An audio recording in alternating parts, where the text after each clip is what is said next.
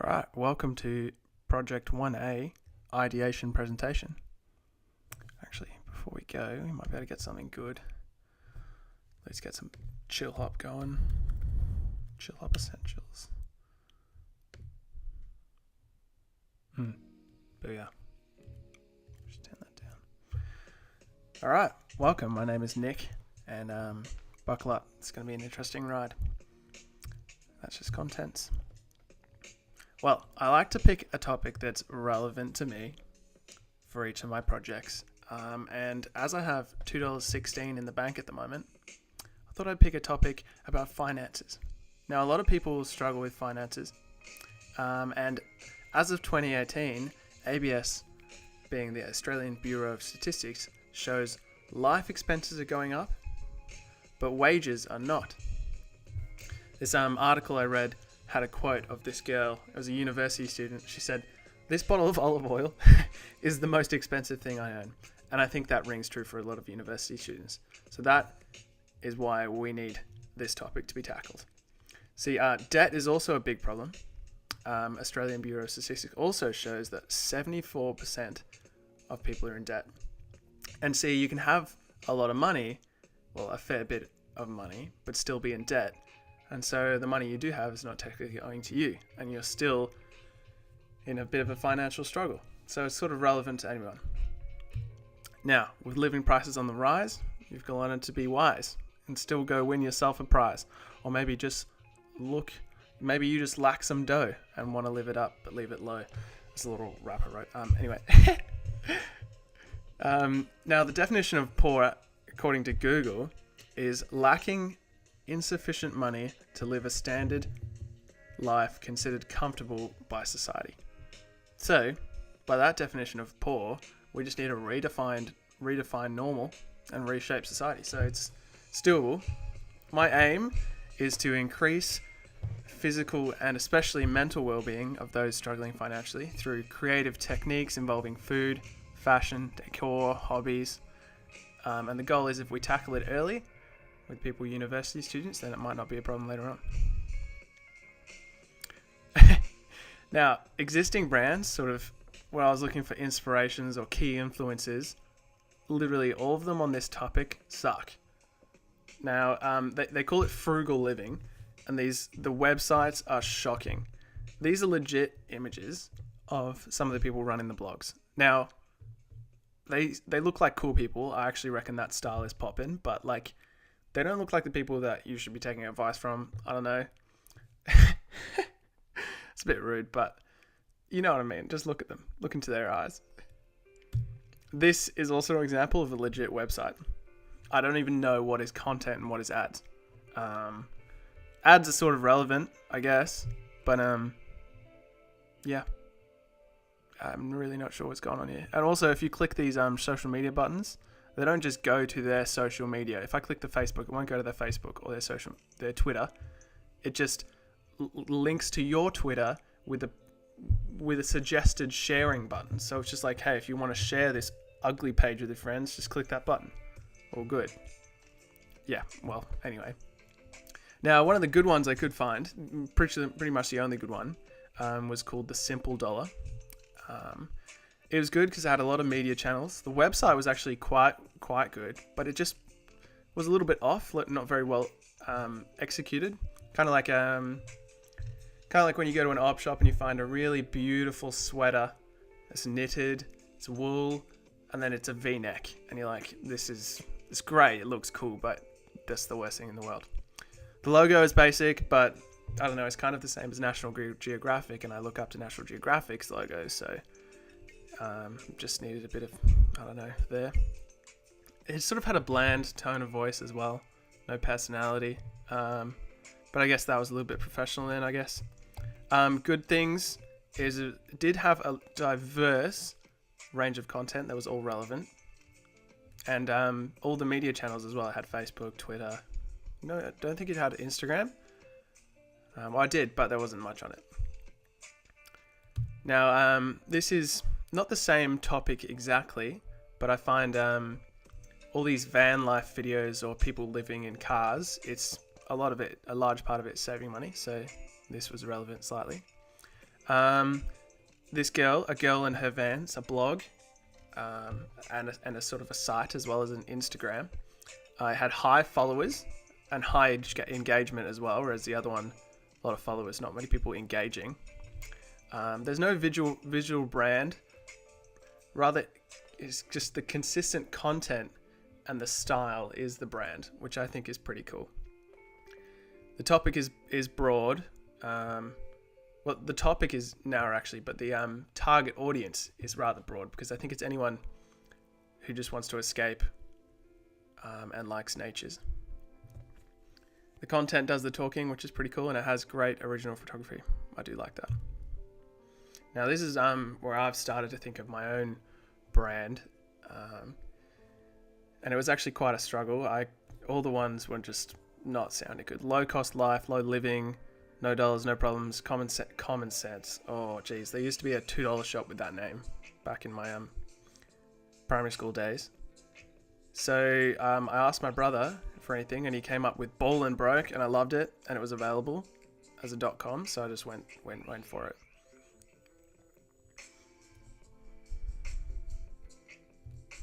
Now this is an illustrated page of all just the attempts, and it's just evidence that I tried. I mean, I struggle with logos. I think you've got to represent so much in so little, and that's just it's just too much for me. So here's they're both sort of attempt pages. This one's a little bit more refined, but still not really going anywhere. These are a bunch of ones that are sort of my final choices. I didn't like any of them. This one was trying to be two backwards B's, but at the same time as a dollar symbol, if you can see that there. Ball and Broke. It's complex. It's just coins and a B. Ball and font with a broke font. Just the two B's. This one was pretty interesting. There's a dollar sign here, as well as two B's here. And it was going to look a bit like Art Deco-y, which is the pinnacle of like sort of rich, lavish lifestyle. This one I liked. It was a wallet with two coins coming out, because if you're broke, you only really have two coins. But it made a B, which is nice, but it just wasn't really good. So I was hating all of these. Each time I was like, yes, I got something here. Yes, I got something here. But then I just crack it. And eventually I cracked it once more and went with this. Legit. This is my final brand. Just soak in the glory that is that final brand. And yes, it's not a yoke. It's meant to be a dollar coin, or a coin, universal symbol for a coin. Yeah. These are the brand extensions, sort of the style I'm going with. Yes, I am using Comic Sans, and yes, I am hand drawing stuff with the mouse pad. It's quite a vibe. It does need a bit of an explanation though. It might seem kind of crap when you first look at it, and I am using Comic Sans, and literally the other font I'm using is called a bad drawn font, but that's the point. It's a metaphor. The topic is about living a good life without much. So my aim is to make a cool brand without much. And Comic Sans and drawing with the mouse pad, that's not much. So which I'm hoping it does actually look pretty good, but it's not coming off much. So yeah, the graphics are hand drawn with Commuter Mouse. Comic Sans, Comic New is actually a really cool font. It's Comic Sans redesigned, and it kind of looks kind of cool. Yellow and black, sort of just standard black, and then yellow to be money or gold, and then sort of round coin shapes, and overall just crap turned good, hopefully. Now, it took a lot of time researching my platform choice, probably a bit too much time, but I can make a case for my choice now, which is good. My criteria is that I wanted the most people that are most poor, ideally, and on the younger side of life. So there's no social media specifically around frugal living.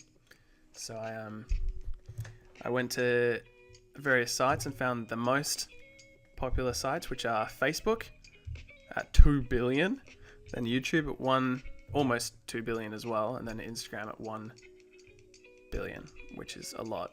Never heard of Qzone, Weibo. Twitter, pretty weak. I thought that was better.